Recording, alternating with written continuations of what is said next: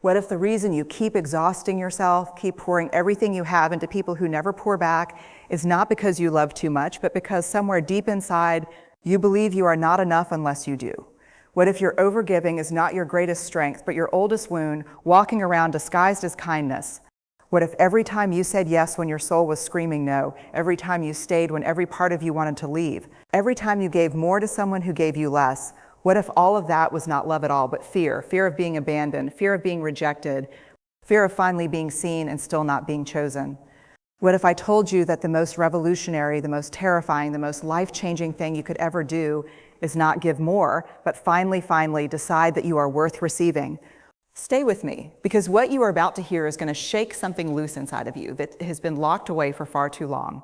And you will never see your relationships, your giving, or your worth the same way again.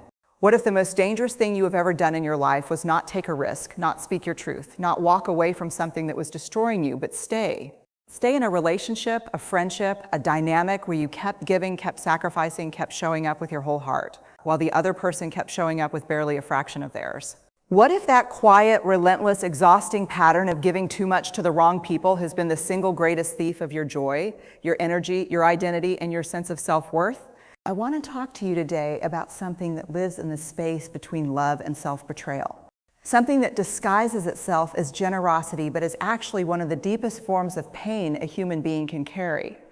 I want to talk about why we give too much, why we give it to the wrong people, and why stopping that cycle requires the most radical kind of courage most of us have never been taught. Let us begin with what nobody tells you about overgiving. The world celebrates the giver.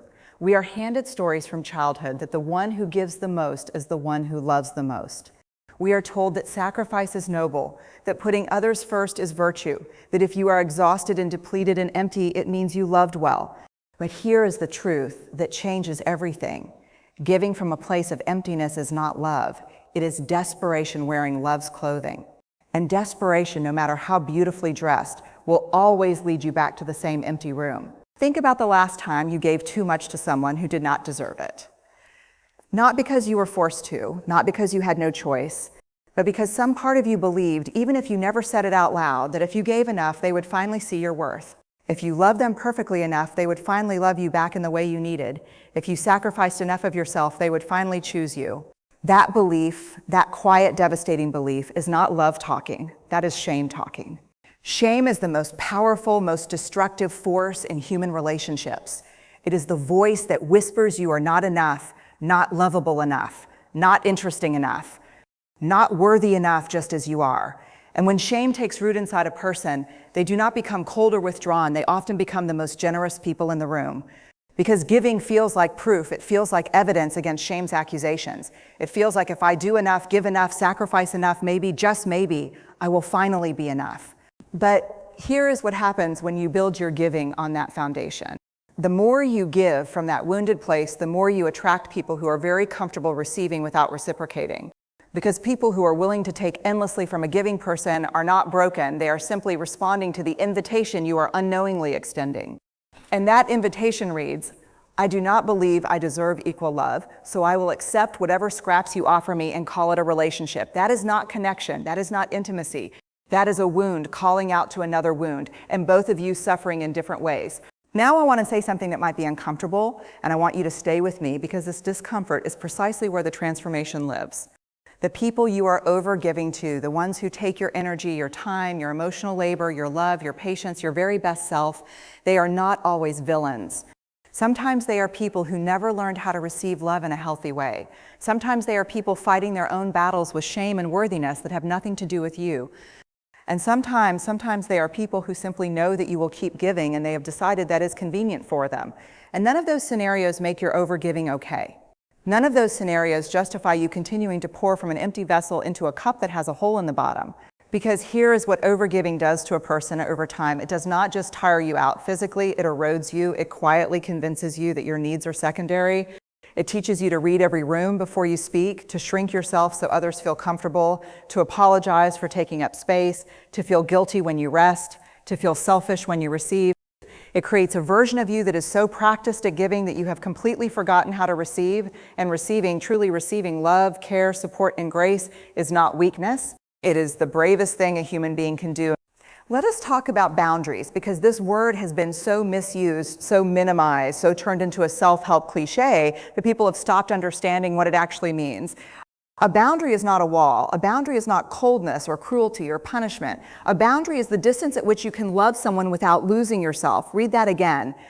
It is the distance at which you can love someone without losing yourself. When you have no boundaries, you have no self to give. You become a mirror that reflects everyone else's needs, desires, and emotions, while your own needs sit quietly in the corner, waiting to be acknowledged, growing louder every year until one day they do not ask quietly anymore, they erupt, and by then, you are either exploding at the people who least deserve it, or you have buried yourself so deeply in exhaustion and resentment that you can barely recognize the person staring back at you in the mirror. Setting a boundary is not an act of aggression.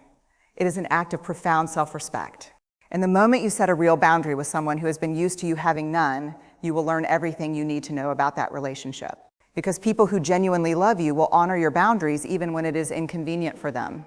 And people who have only been benefiting from your lack of them will call your boundaries selfish, will call them cruel, will accuse you of changing, of becoming cold, of abandoning them, because your healing will always feel like a threat to those who benefited from your wounds.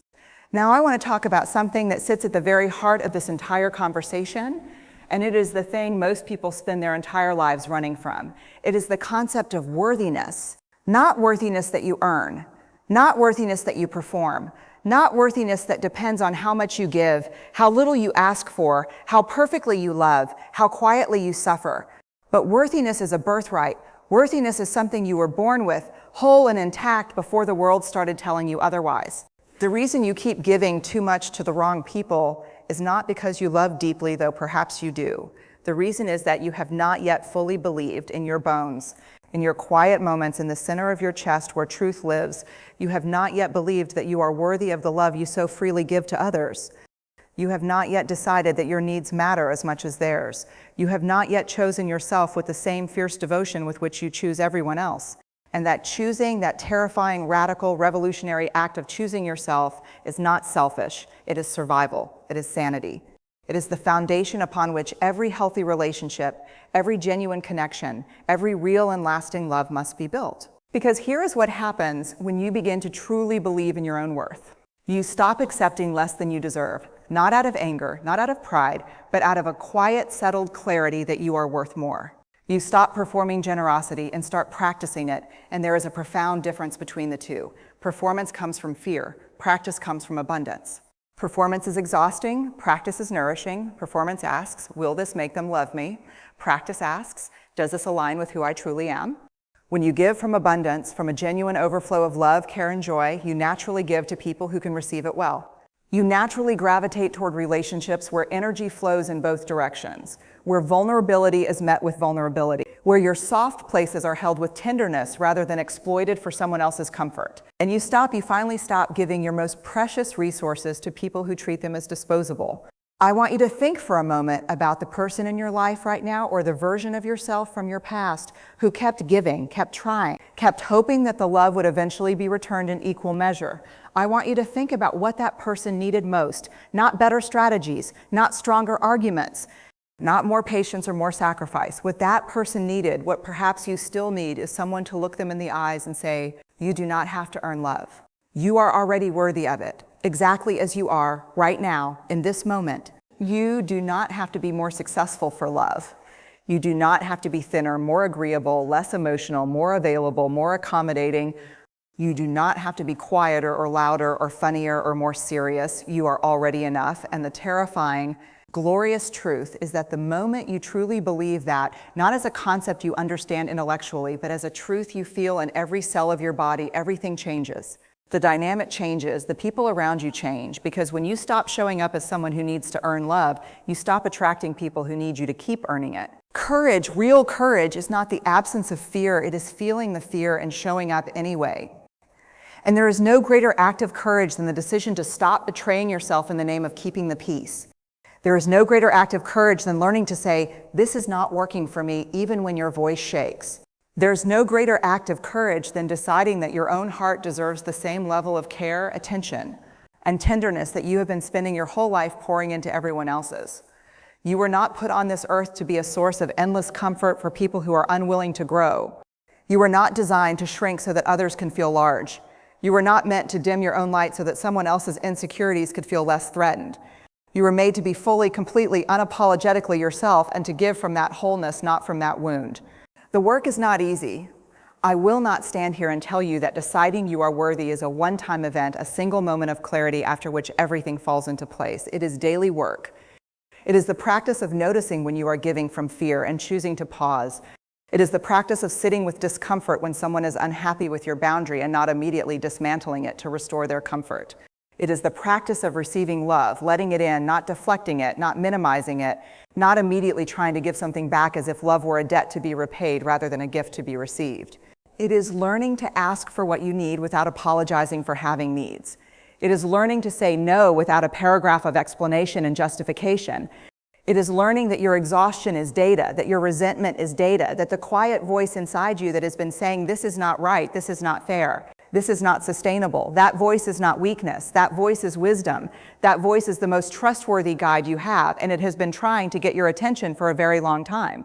So let this be the moment you finally listen. Let this be the moment you decide, not perfectly, not all at once, not without fear or uncertainty or backsliding, but decide nonetheless that you are done giving your whole self to people who are only willing to receive and never willing to reciprocate, that you are done performing worthiness through endless sacrifice, that you are done waiting for someone else's validation to finally feel like enough. You are enough right now. You were enough before this speech. You will be enough tomorrow when you wake up and the old patterns try to pull you back in.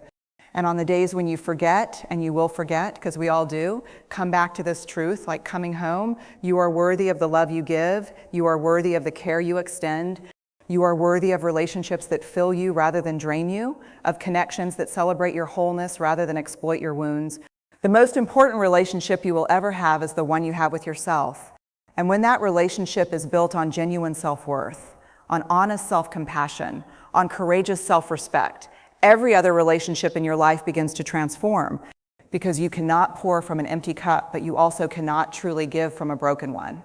Heal the cup first, tend to yourself first, choose yourself first, not because other people do not matter, but because you do. So here is where we land, and I want you to carry this with you long after this speech ends. The reason you keep giving too much to the wrong people is never because you are too loving, too generous, or too kind. It is because somewhere along the way, you were taught by experience, by disappointment, by the quiet accumulation of moments where your needs went unmet, that you had to earn your place in people's hearts, that love was not a gift but a transaction, that the price of belonging was the erasure of yourself. But that is a lie, and today you get to begin the process of unlearning it. You get to begin choosing relationships where your giving is received with gratitude, not entitlement, where your vulnerability is met with care, not exploitation, where who you are, not what you do, not what you provide, not how useful you make yourself, is genuinely, deeply valued. That is not a fantasy. That is not too much to ask. That is the absolute minimum of what every human being deserves, including you, especially you. The journey to that kind of love begins with one decision: to believe, even imperfectly, even shakily, even just for today, that you are enough, that you always have been, that you always will be. Start there. Everything else follows.